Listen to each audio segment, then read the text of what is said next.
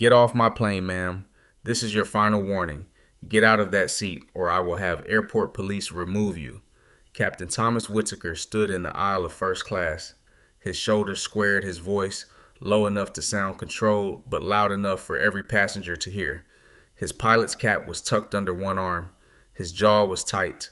His eyes never left Olivia Bennett. If you want to see how badly this captain misjudged the woman, in seat 2A, stay with me and subscribe because this is exactly the kind of story we tell here. Olivia sat in seat 2A still and quiet, her hands resting on the arms of the leather seat. Her navy blazer was smooth.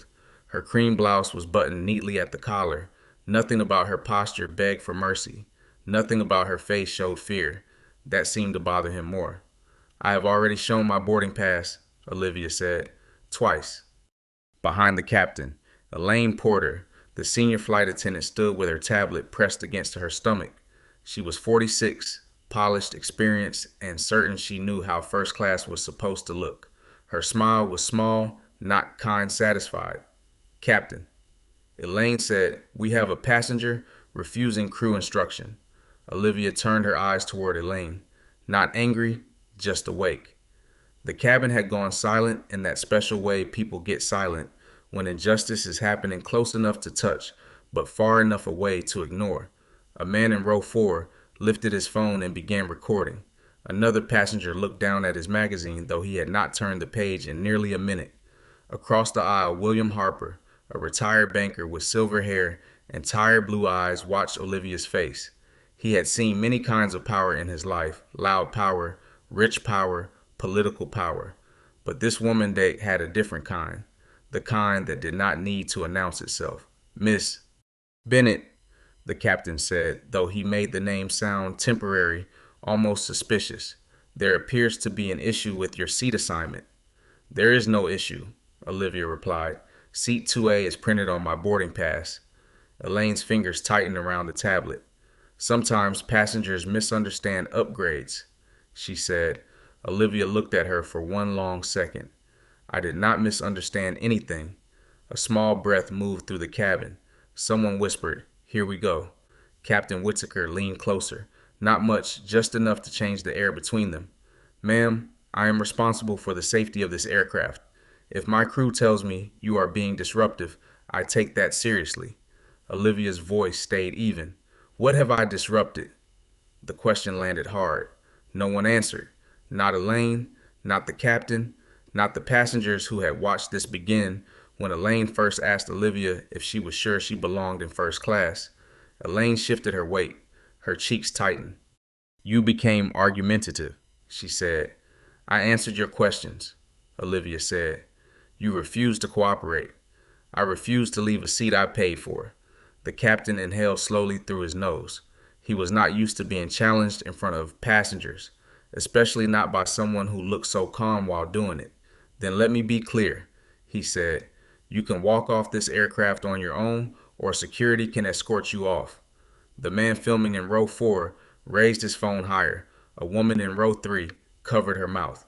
William Harper finally lowered his newspaper. Captain, he said, his voice rough but steady. I saw her ticket. She is in the right seat. Elaine turned sharply. Sir, please stay out of this. William did not look away. I am staying in it because everyone else is pretending they do not see it. That changed the cabin. Not enough to save Olivia, but enough to make people uncomfortable with their silence. Olivia looked down at the slim leather portfolio beneath the seat in front of her. For the first time, her expression softened, not with weakness, but with sadness. She had expected this. That was the worst part. She had come aboard hoping the complaints were exaggerated, hoping the letters on her desk, the quiet reports from black passengers, older passengers, immigrants, single mothers, people spoken to as if dignity had to be earned, were only broken pieces of a larger system that could still be fixed. But now, the system was standing in front of her wearing a uniform, wearing a captain's stripes, mistaking authority for truth. Olivia reached for the portfolio slowly. Elaine stiffened. Ma'am, keep your hands where we can see them. Olivia paused. Then she looked up. Her voice was calm, cold, controlled. You should call your dispatcher, Captain Whitaker. Verify the manifest. Then ask operations who owns the controlling share of Horizon Meridian Airlines. The captain blinked. Elaine's smile disappeared. For the first time, the silence in first class was not passive. It was afraid. Captain Whittaker did not move at first. He stared at Olivia as if she had spoken in a language he almost understood but refused to accept.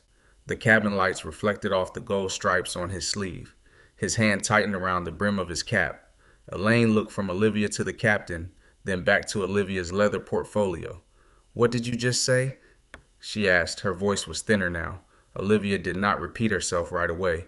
She let the silence sit there, let it breathe, let everyone feel the weight of what had been ignored. Then she said, "Call your dispatcher." A phone camera clicked somewhere behind her. Captain Whittaker turned his head slightly. "No one is calling anyone until this passenger situation is resolved." "This is the passenger situation," Olivia said. Her tone did not rise. That made it worse. People expect anger when they are caught doing wrong.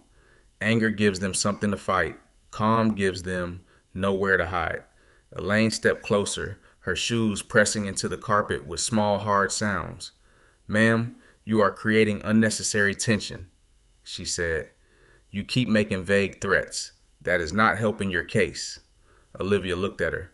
"My case?" Elaine swallowed. William Harper shifted in his seat across the aisle. His hands rested on his cane, but his eyes were sharp. "She has been polite since she sat down," he said. "You two are the only ones escalating this." Elaine turned on him with a practiced smile. "Sir, we appreciate your concern, but crew matters are not open for public debate." "Respect is not a crew matter," William said. "It is a human one." That sentence moved through the cabin like a match struck in a dark room. A woman in row 3 lowered her phone from her ear. A young businessman stopped pretending to read his tablet. Even the man, filming in row 4, went quiet, his screen still glowing in his hand. Captain Whittaker felt control slipping. Not completely, not yet, but enough to make his voice sharpen. Mr. Harper remained seated. "Ms. Bennett, final instruction. Gather your belongings." Olivia's fingers rested on the edge of the portfolio. "No." One word. "Clean. Final." Elaine's face flushed. "Captain, she just refused a direct crew instruction." Olivia opened the portfolio. The sound of the zipper seemed louder than it should have been. Soft metal teeth parted. Paper shifted. A black folder appeared plain and unmarked. Captain Whittaker took one half step forward. "Do not hand me anything," he said. "I am not handing it to you," Olivia replied. "I am showing you what you should have verified before threatening me." She turned the folder around and laid it flat on the tray table. At first, Elaine saw only letterhead Horizon Meridian Airlines. Then her eyes dropped lower. "Internal Passenger Equity Review. Confidential. Prepared for Olivia Grace Bennett, founder and chief executive officer." Elaine stopped breathing. The captain's expression changed in pieces. First irritation, then confusion, then recognition, fighting against disbelief. "That document could be copied," he said, but his voice had lost its floor. Olivia reached into the folder again and removed a slim company identification card. Not flashy, not dramatic, just official.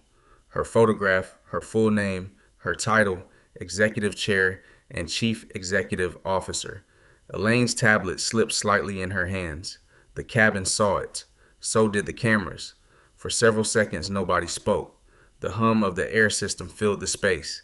Somewhere in the back of the aircraft, a child laughed, unaware that first class had turned into a courtroom without a judge. Olivia looked at the captain.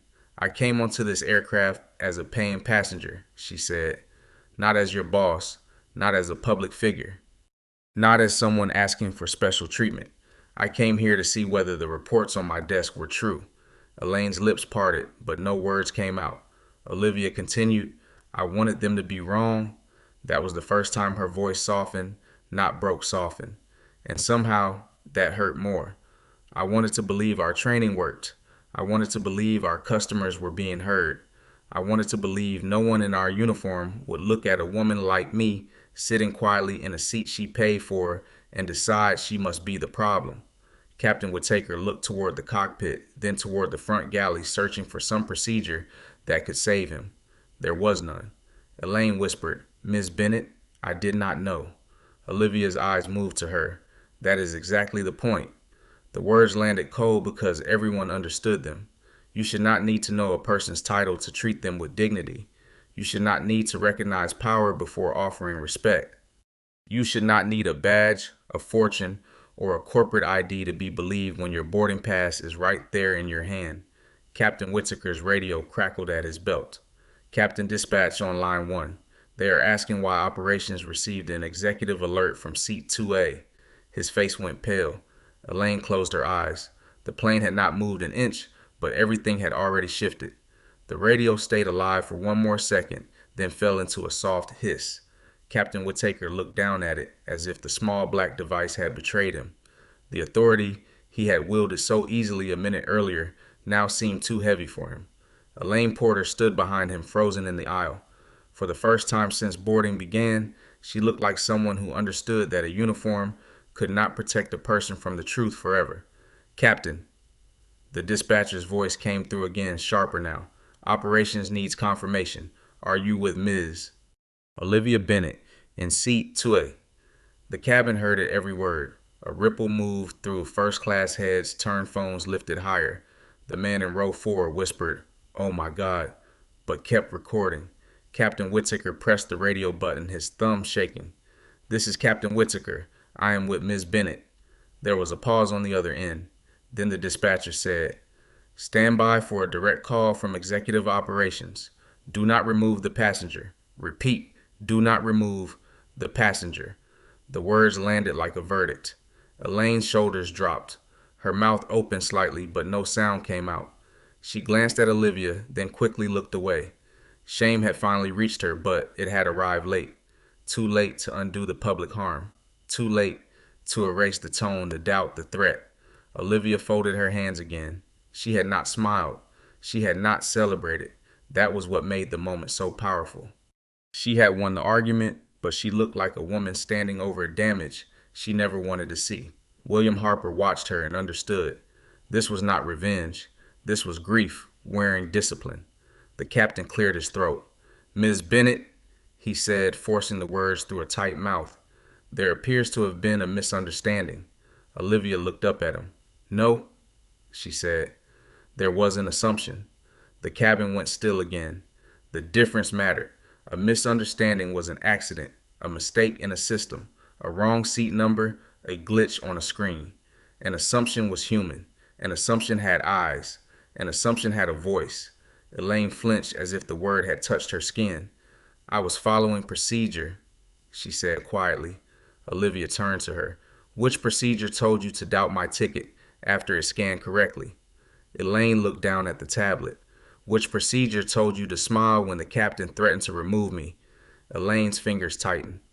"Which procedure told you I did not belong?" No one breathed. Even the air conditioning seemed quieter. Elaine's face reddened. Her eyes shone not with innocence, but with the panic of someone watching her own choices come back with witnesses.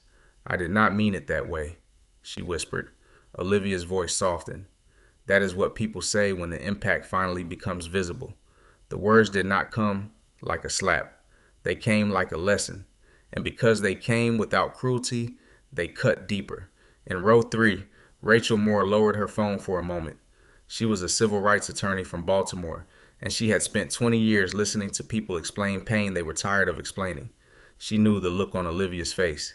She had seen it in conference rooms, courtrooms, school offices, hospital, waiting rooms, a look that said, "I am exhausted, but I will still be precise."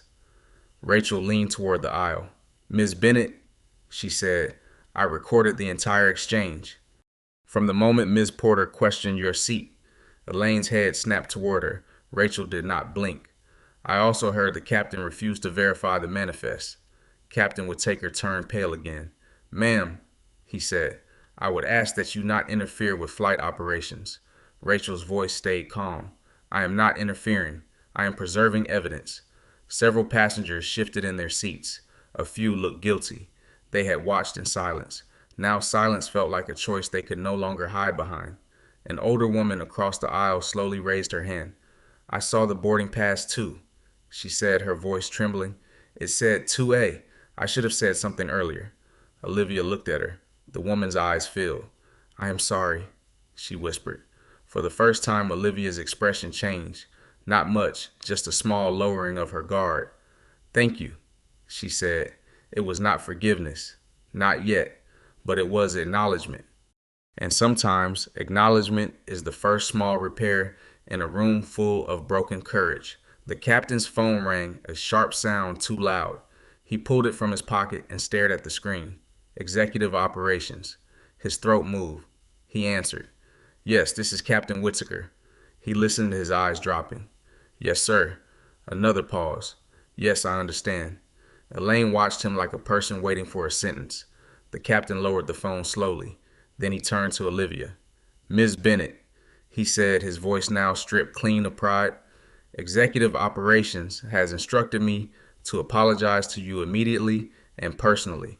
They have also instructed that no further action be taken against you and that the flight will not depart until you confirm you feel safe remaining on board." Elaine inhaled sharply. The cabin heard that too. Olivia looked past the captain toward the closed cockpit door, then toward the rows of passengers, then back to Elaine. Her answer came slowly. "I will remain on board," she said. "But safety is not only about whether a plane can fly." She picked up her boarding pass from the tray table.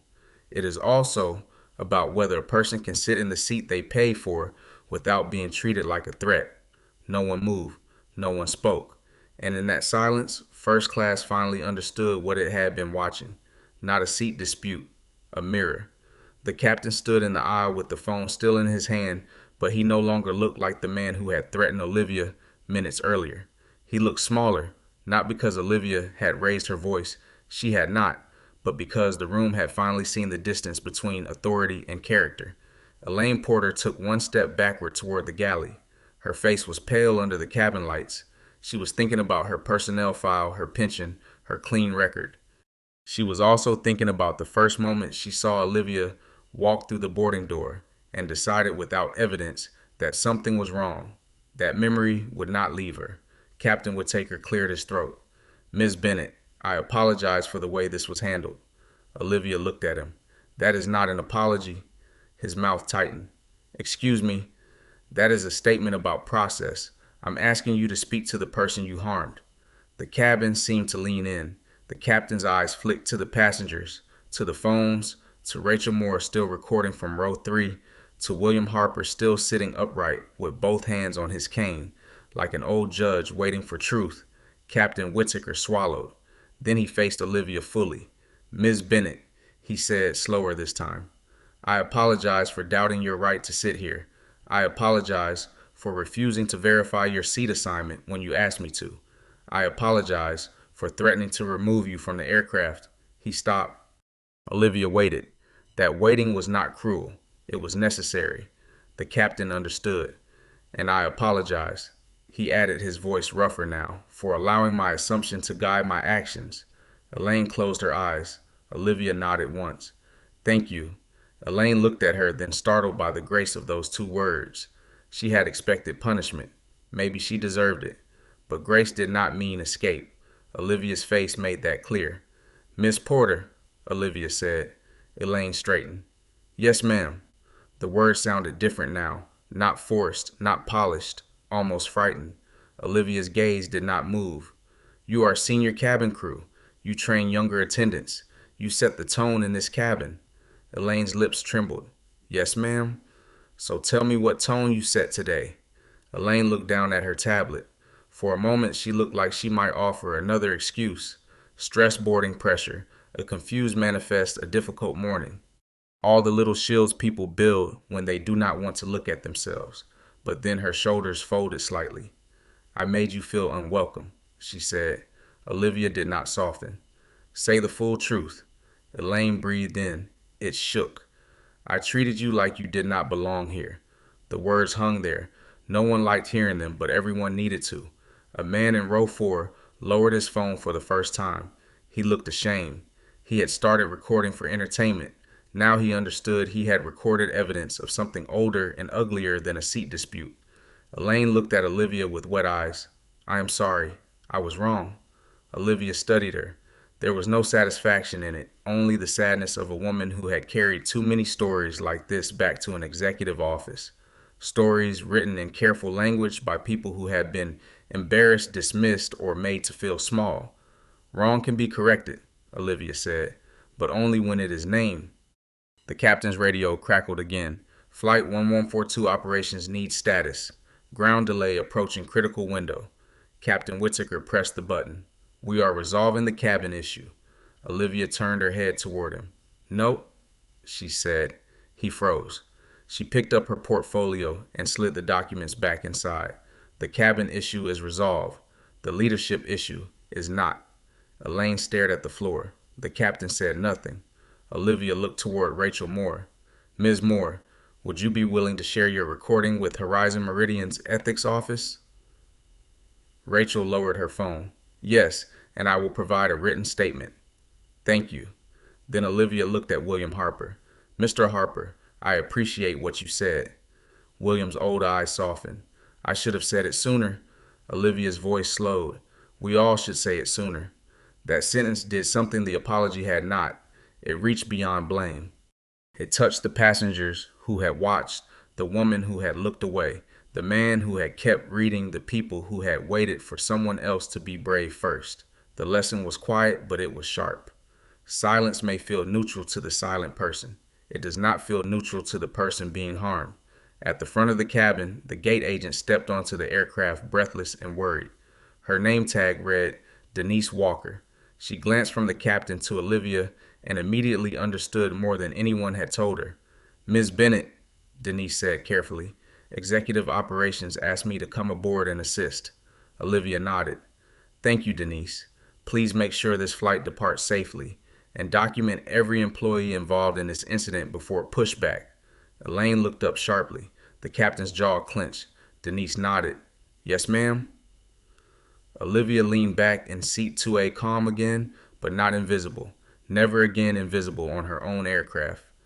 The cabin door remained open. The engines were silent. Outside the window, baggage carts rolled under the gray morning sky. Inside, every person in first class sat with the same uncomfortable truth. The plane could still take off, but nobody aboard it would leave unchanged. Denise Walker stood near the forward galley with a small company tablet in her hands, but she did not look at the screen right away. She looked at Olivia. There was respect in her face now, but also worry, the kind good employees feel when they realize a bad moment has become bigger than one flight, one crew, or one passenger. Denise had worked gates for almost 18 years. She had seen delays, drunk travelers, missed connections, weather meltdowns, angry families, crying children. She had seen people at their worst. But this felt different. This had a shape, a pattern, a history. Ms. Bennett, Denise said quietly, Operations wants to know if you would like to leave the aircraft. Elaine Porter lifted her eyes. Captain Whittaker did the same. Several passengers leaned in without meaning to. Olivia looked out the window. The jet bridge lights reflected faintly on the glass. Beyond them, Atlanta moved with its usual morning urgency. Ramp workers guided carts. A mechanic in a yellow vest walked beneath the wing. Everything outside continued as if dignity hadn't just been tested inside the cabin. No, Olivia said. Denise nodded once. Understood. Olivia turned back. I will not leave the aircraft because I did nothing wrong, and I will not give the people watching this the lesson that the harmed person is the one who must disappear so everyone else can feel comfortable again. That sentence struck hard. Elaine lowered her head. A man in row 2 shifted in his seat. He had been silent the entire time. He had watched Elaine question Olivia. He had watched the captain threaten her. He had watched William Harper speak when he did not.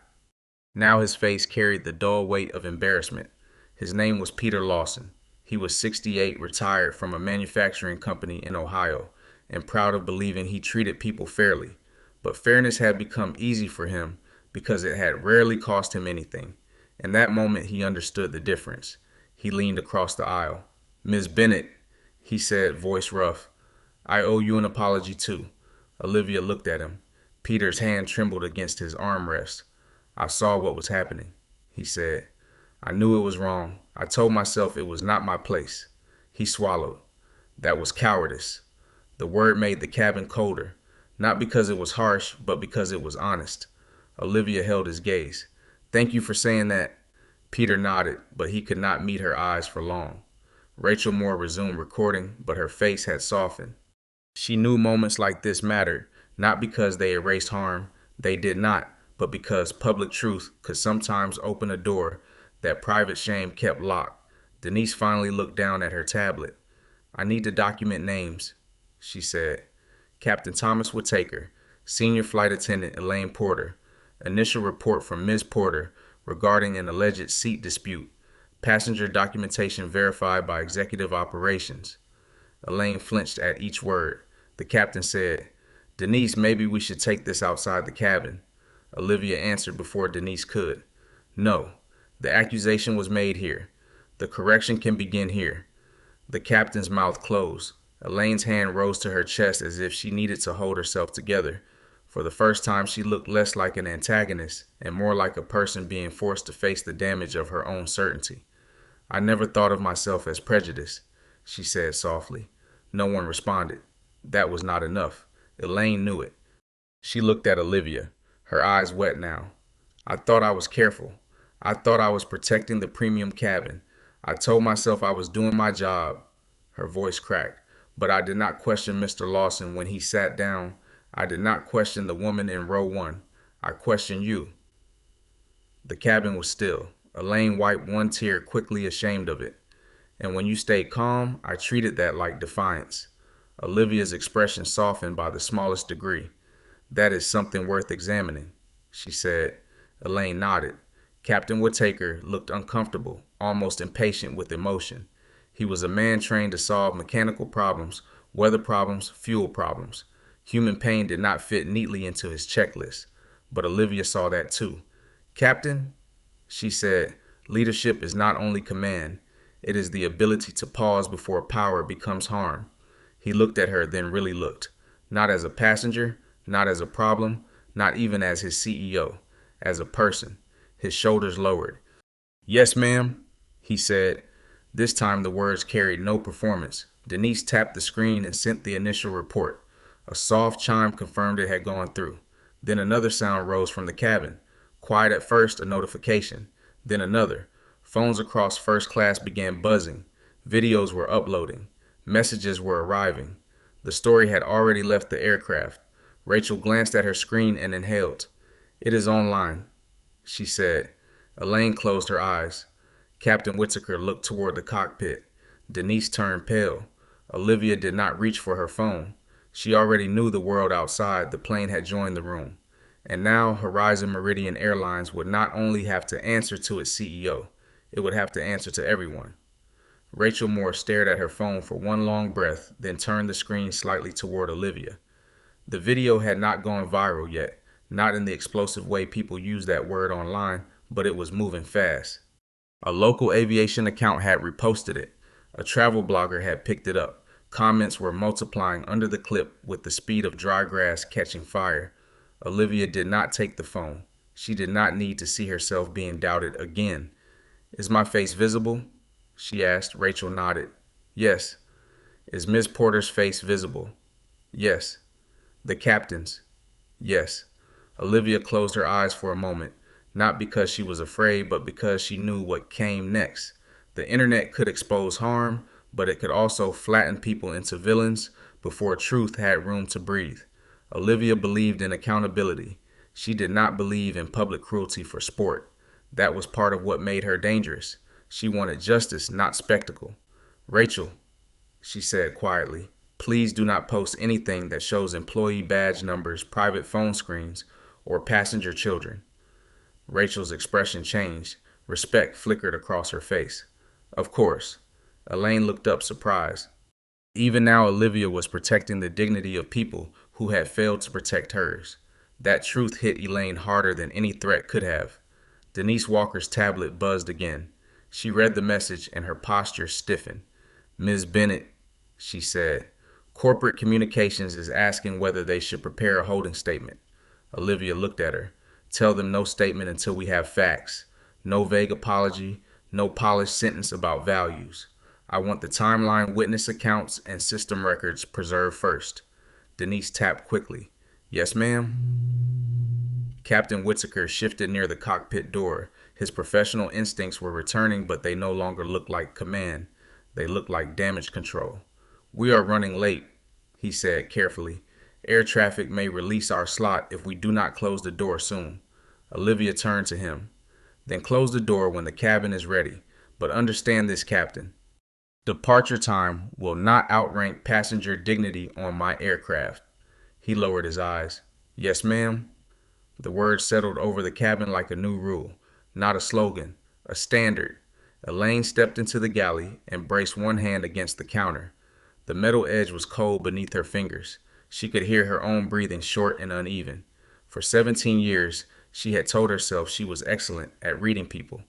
Now she wondered how many passengers she had misread, not because of tickets, but because of faces, because of clothes, because of quietness, because they did not fit the picture she carried inside herself.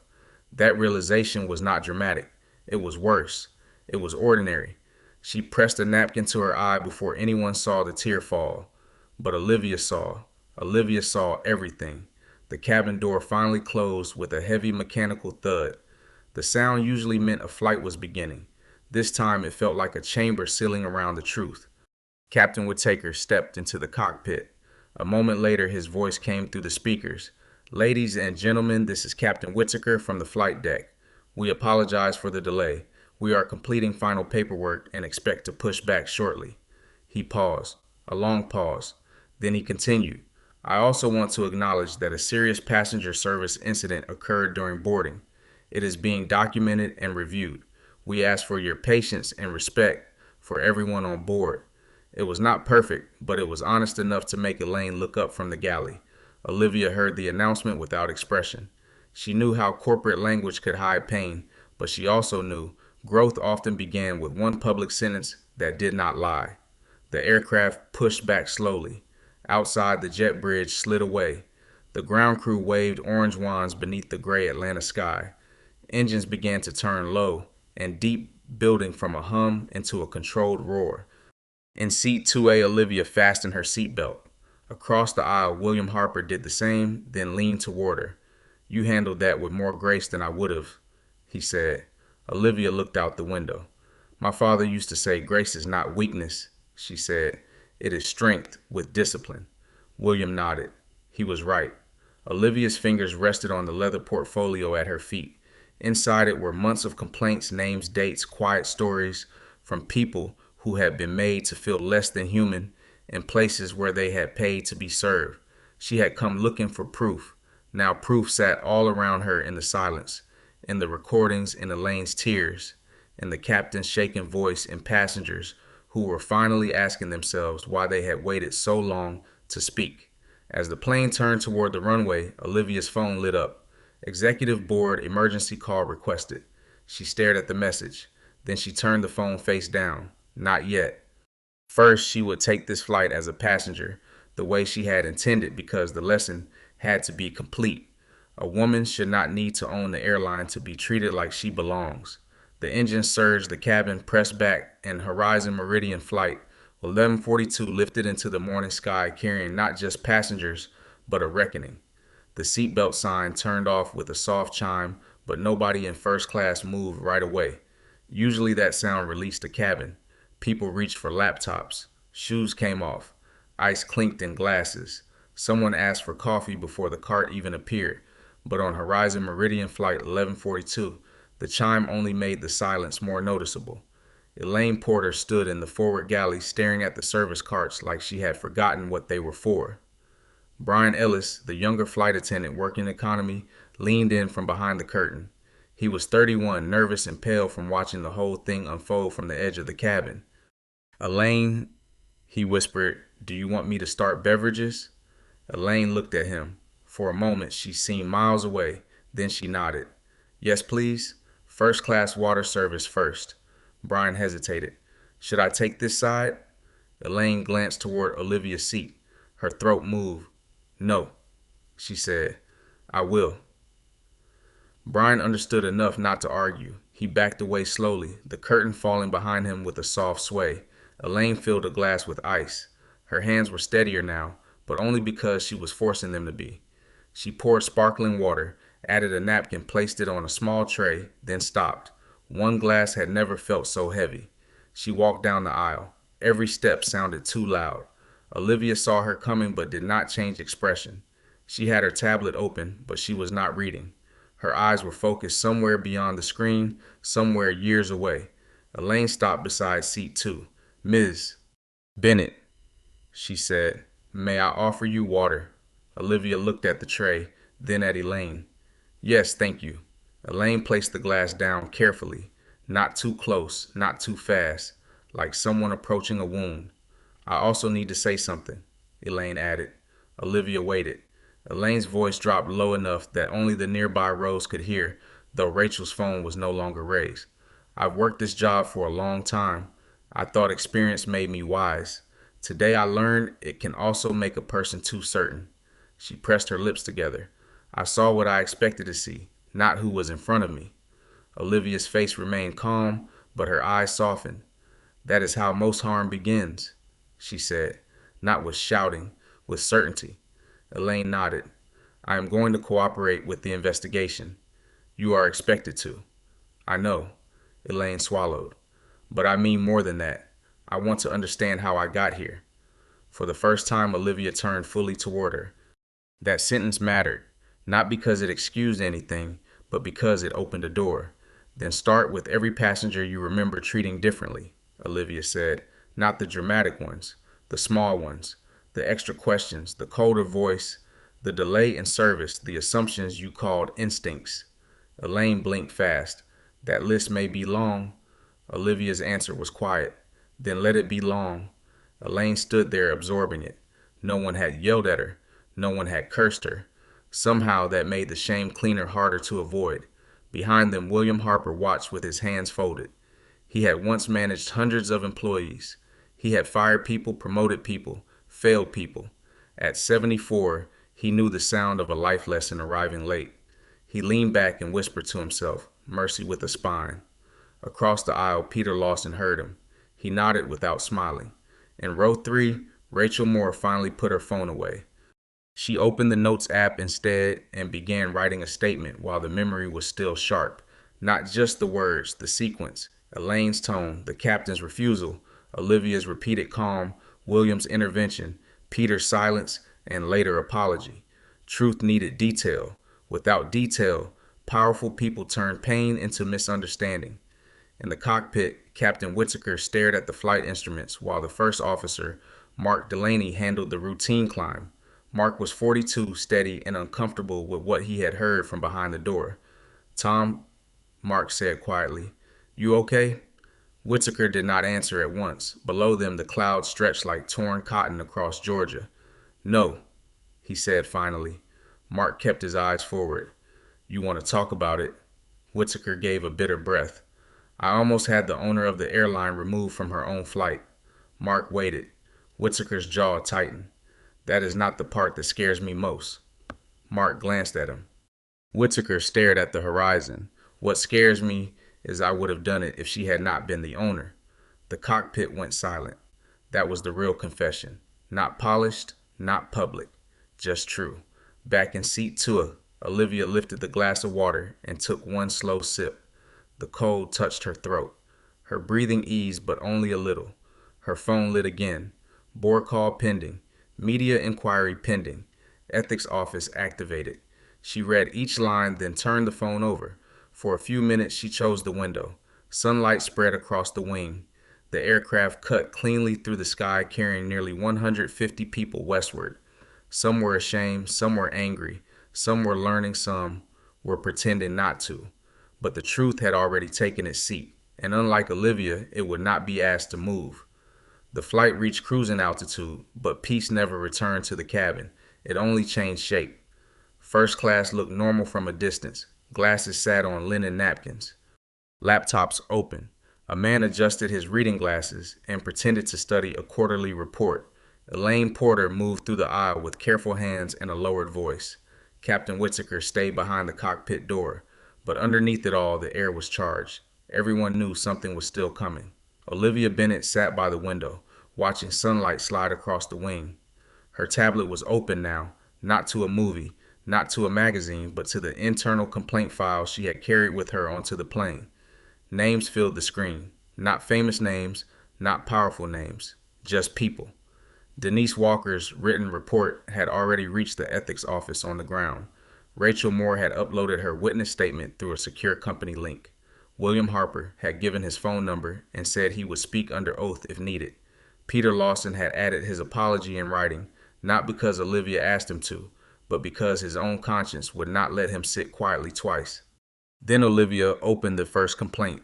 A grandmother from Detroit asked to show her boarding pass 3 times after sitting in first class.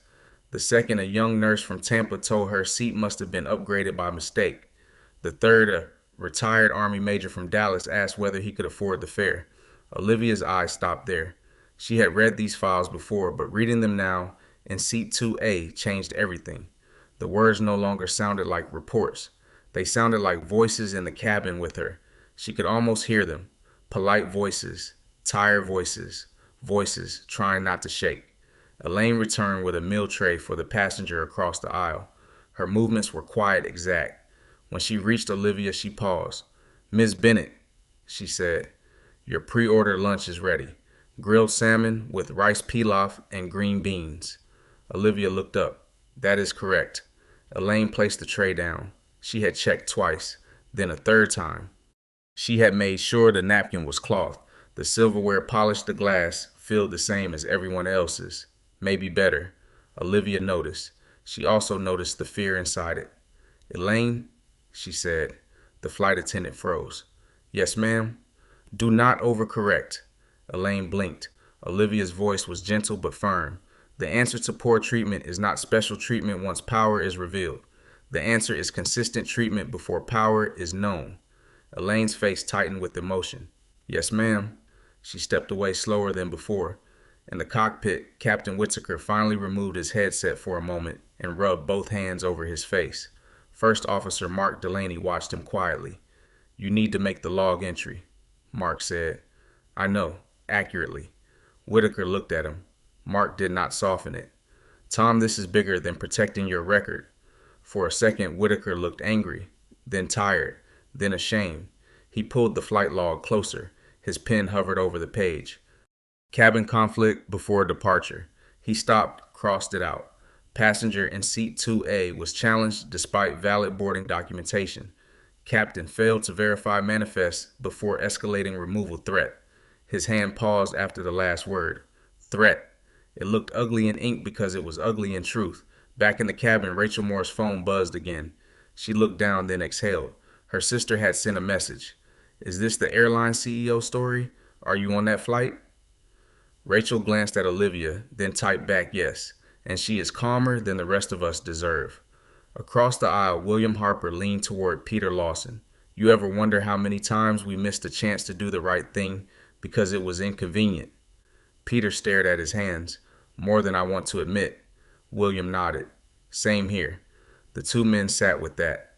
No speeches, no excuses. Just an old kind of truth settling into old bones. 2 hours into the flight, Olivia's phone buzzed again. This time the message was from Horizon Meridian's board chair, Susan Caldwell. "Emergency board session, confirmed for landing. Media pressure rising. Legal recommends suspension of involved crew, pending investigation. Need your direction." Olivia read it twice. Then she looked down the aisle. Elaine was helping an older woman adjust her blanket.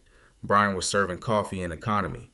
Somewhere behind the curtain, people were laughing softly at something on a screen. Life aboard the aircraft had not stopped. That was always the strange thing about harm. It could become history for some people while still happening inside another person's chest. Olivia typed slowly. "Preserve evidence. Suspend judgment until statements are complete. Remove no one publicly for performance. Accountability must be thorough, lawful, and human." She sent it. Then she added another message. "Begin a company-wide review of passenger treatment complaints from the past 2 years. I want patterns, names, repeat incidents, and training failures. No buried cases." Her thumb hovered. Then she sent that too. The reckoning became official in silence. No announcement, no drama. Just one woman in seat 2A pressing send. And hundreds of miles below, an entire company began to tremble.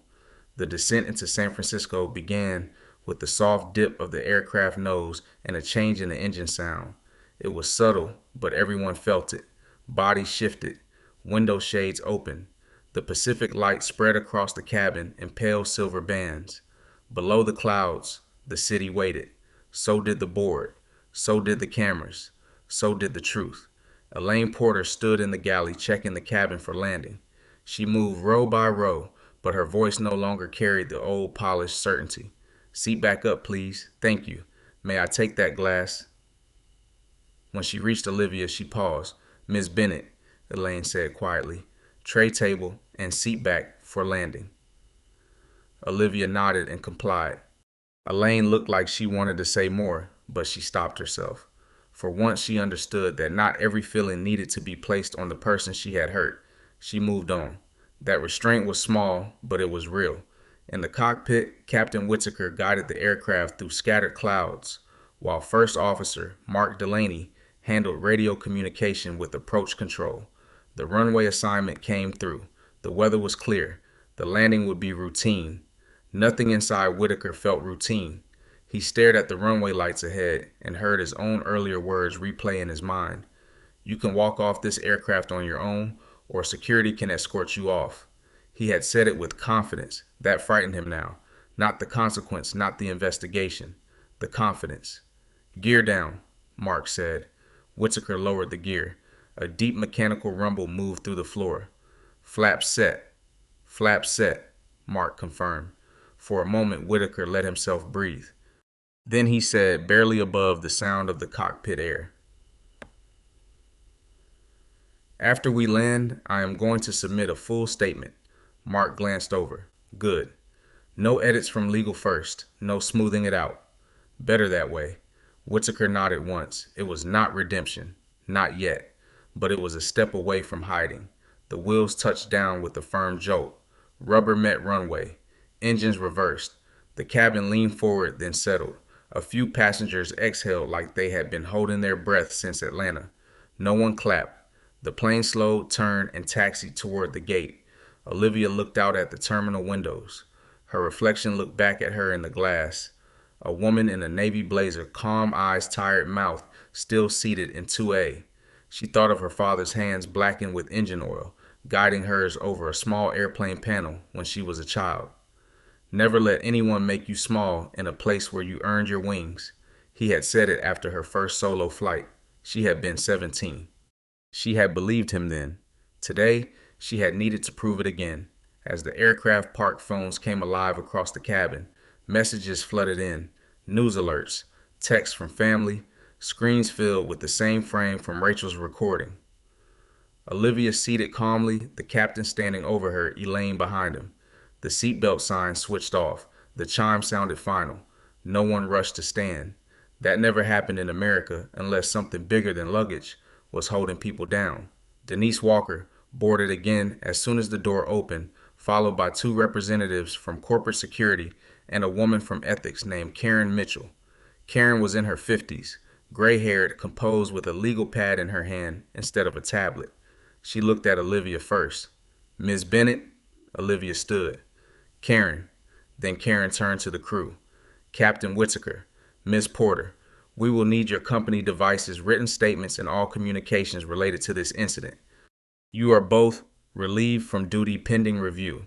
Elaine's face crumpled. Captain Whitaker closed his eyes once, then nodded. Yes, ma'am. No argument, no protest. That mattered. Brian Ellis stood near the galley shaking. Karen looked at him too. Mr. Ellis, you are not relieved from duty at this time, but we need your statement. Brian swallowed. Yes, ma'am. I will tell the truth. Olivia looked at him. He looked back nervous but steady. That was all she wanted from him. The truth. Passengers began to stand slowly. William Harper reached for his cane. Peter Lawson helped him without being asked. The two men exchanged a quiet look, the kind strangers share after surviving a hard lesson in the same room. Rachel Moore stepped into the aisle with her phone in her purse now. Ms. Bennett, she said, I will send everything before I leave the airport. Thank you, Olivia said. Rachel hesitated. I am sorry you had to be the one to teach this lesson. Olivia's eyes softened. So am I. They stood there for a beat. Two women who understood that teaching through pain was still pain. At the aircraft door, Elaine waited with her bag in hand. She looked at Olivia, and for once there was no performance left in her face. I know an apology is not enough, Elaine said. Olivia nodded. It is not. Elaine accepted that. Then Olivia added, but the truth is a beginning. Elaine's eyes filled again. I will start there. Olivia stepped off the plane into the jet bridge. The air smelled like metal, coffee, and rain. At the end of the corridor beyond the gate, people were already gathering. Some recognized her now. Some recognized the story. Phones lifted, but no one came too close. Olivia kept walking. Not fast, not slow. Every step was measured. She was no longer undercover. She was the owner of the airline walking into the public consequence of what her airline had allowed. And this time, everyone knew exactly who she was. The gate area went quiet when Olivia Bennett stepped into the terminal. Not fully quiet. Airports never go fully quiet. There were still rolling bags, boarding calls, coffee machines, tired children, and business travelers speaking too loudly into phones. But around gate C-24, the sound pulled back. People recognized the woman from the video before many of them understood who she was. Then they understood. Olivia did not stop for the cameras. She did not raise a hand. She did not perform pain for strangers who had just discovered it online. She walked beside Karen Mitchell from Ethics with Denise Walker half a step behind her, and every movement was calm enough to make the crowd step aside on instinct. A reporter called out from beyond the seating area, Ms. Bennett, will the crew be fired? Olivia kept walking. Another voice shouted, do you believe this was discrimination? This time Olivia stopped. The terminal seemed to hold its breath. She turned not to the loudest camera, but to the nearest cluster of passengers. An elderly woman stood there with her hand on a suitcase handle. A young father held a sleeping child against his shoulder. A janitor paused beside a trash cart, watching like he belonged to the moment too. Olivia spoke clearly. What happened on that aircraft was not just about me, she said. It was about every person who has ever been treated as suspicious before being treated as human. No one interrupted. Her voice did not shake. This company will investigate fully. The employees involved will receive due process. But let me be clear. Due process is not the same as silence, and compassion is not the same as avoiding accountability. A camera clicked, then another. Olivia continued. No passenger should need a title, money, fame, or ownership papers to be believed when their ticket is valid. Respect must come before recognition. The words moved through the terminal faster than any video. People lowered their phones. Not all of them. Enough. Karen Mitchell watched Olivia with the face of someone seeing leadership in its most expensive form. Not power used to crush. Power used to correct. At headquarters, the emergency board meeting began before Olivia even reached the car. Screens lit up across the country. Legal, human resources, customer experience, flight operations, union representatives, communications. Susan Caldwell. The board chair looked tired but focused. Olivia, she said through the speaker, we are ready for your direction. Olivia sat in the back of the black SUV outside the terminal. Rain tapped softly against the roof. Her reflection floated in the dark window. Start with facts, she said. Preserve every record. Interview witnesses separately. Suspend Captain Whitaker and Elaine Porter with pay pending the investigation. No public humiliation. No scapegoating. A board member leaned forward. The public wants action. Olivia's eyes hardened. The public deserves truth. Action without truth is theater. Silence followed. Then she said, open every closed complaint from the past 2 years involving passenger profiling, unequal service, or improper removal threats. I want an outside civil rights auditor. I want retraining tied to real consequences. I want managers reviewed for the cases they dismissed. And I want passengers harmed by this culture contacted directly. Susan wrote quickly. Understood. Olivia looked down at her hands. For the first time that day, they trembled only slightly, but enough to remind everyone watching through the screen that dignity had a cost even for the powerful. Her voice slowed. I built this airline because I believed travel could make people feel bigger, freer, more connected. If our own people made customers feel small, Then we failed, and we will repair it in the open. No one spoke for a moment. Then Susan said softly, "We will." So 3 weeks later, Horizon Meridian released the findings. Captain Whittaker admitted he had escalated without verifying the manifest. Elaine Porter acknowledged unequal treatment and entered a corrective review process before resigning. Several managers were disciplined for dismissing repeated complaints. The airline launched a passenger dignity program, not a slogan, not a poster, but training built from real stories, real harm, and real accountability. Olivia returned to seat 2A 1 month later. Same route, same airline. No announcement. This time a young attendant named Brian Ellis greeted her at the door. "Welcome aboard, Miss Bennett," he said. Then he caught himself. "Welcome aboard," he added, turning warmly to the woman behind her, a grandmother with a cane and a nervous smile. Olivia noticed, and for the first time she smiled, because change was not proven by how a company treated its owner. It was proven by how it treated the next person no one recognized. If this story moved you, please like this video. Subscribe for more stories about dignity and justice, and comment these 3 words: respect every passenger.